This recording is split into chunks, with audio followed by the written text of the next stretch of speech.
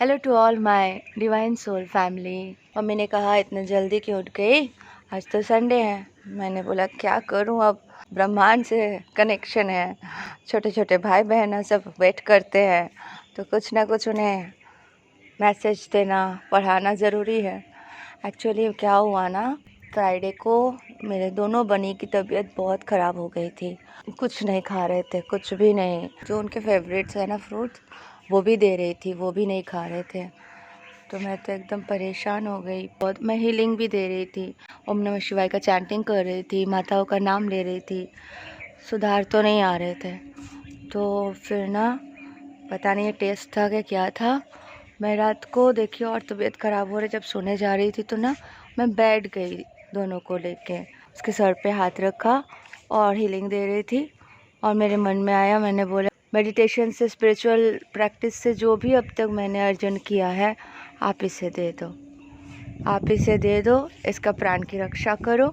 और मैं दोबारा फिर से मेहनत करके फिर से मैं अर्जन कर लूँगी, पर इसे, इसका प्राण का रक्षा दे दो करके मैंने बाबा को, माँ को, सखा को, सखी को, सबको रिक्वेस्ट किया, सारे एंजल्स को रिक्वेस्ट किया।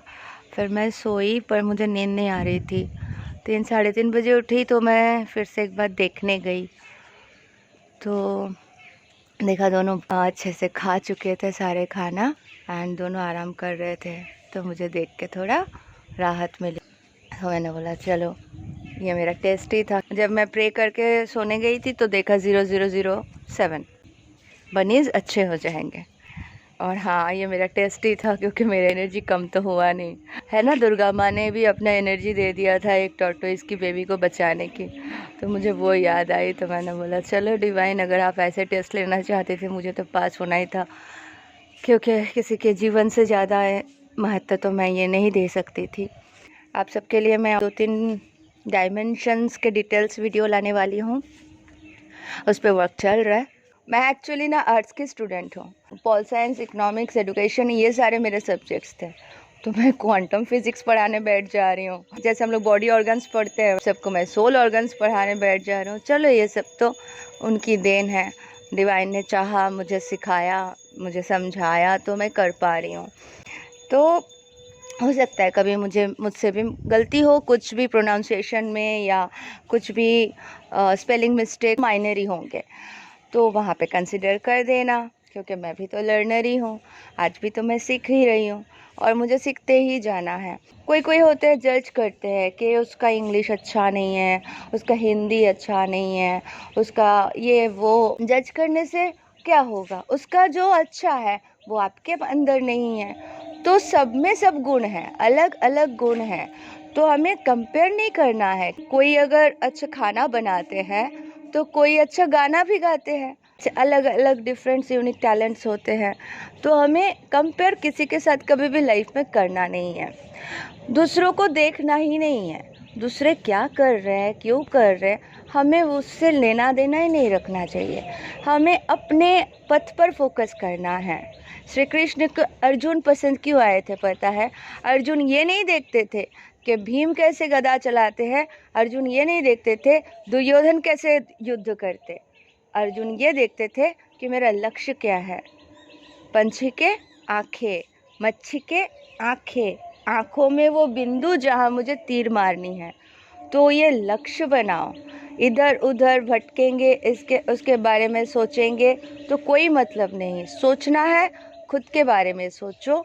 क्या दे सकते हो धरती माता को, क्या दे सकते हो यूनिवर्स को, क्या दे सकते हो आने वाले पीढ़ी को, ये सोचना है।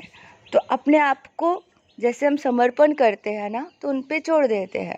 अगर दुनिया में बुराइयां है तो वो भी किसी कारण से है, वो भी हमें सिखा ही रहे हैं ना। बुराइयों से नहीं सीखेंगे तो अच्छाइयों पे कैसे जाएंगे। मैंने सोचा आज क्वांटम फिजिक्स और सोल बायोलॉजी और ये सारे छोड़ के आप सबको थोड़ा कथाएं सुनाया जाए।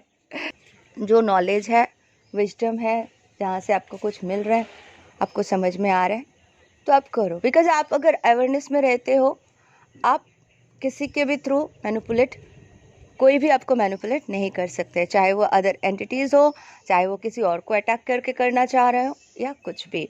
जो सत्य होते हैं उसे एक्सप्लेनेशन देने की ज़रूरत नहीं है, वो सत्य है। द्रौपदी ने जब सखा को कहा, हे गोविंद, जब मेरे वस्त्र हरण हो रहे थे तो आपने मुझे बचाया क्यों नहीं? शुरू में इतने सारे पीड़ा, इतने सारे परेशानियों से आप मुझे गुजरने क्यों दिए? गोविंद ने कहा, सखी, जब दुशासन आपको घसीटते हुए लेके जा रहे थे तो आप उनसे लड़ाई किए, चिल्लाए, चीखे। सभा में उपस्थित गुरु द्रोणाचार्य, भीष्म पितामह, धृतराष्ट्र, सबसे आपने विनती किया, किसी ने आपकी सुनी नहीं। आपने मुझे अंत में याद किया तो मैं तुरंत सुना।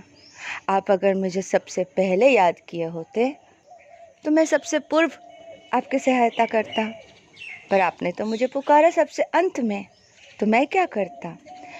तो बुराइयां है, बुराइयां से आप सीखोगे, तभी आप अच्छाइयों की ओर जाओगे।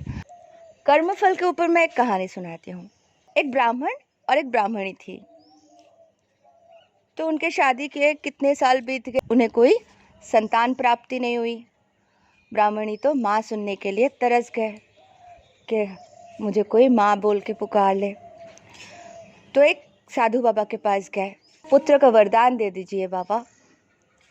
तो बाबा ने कहा, ठीक है।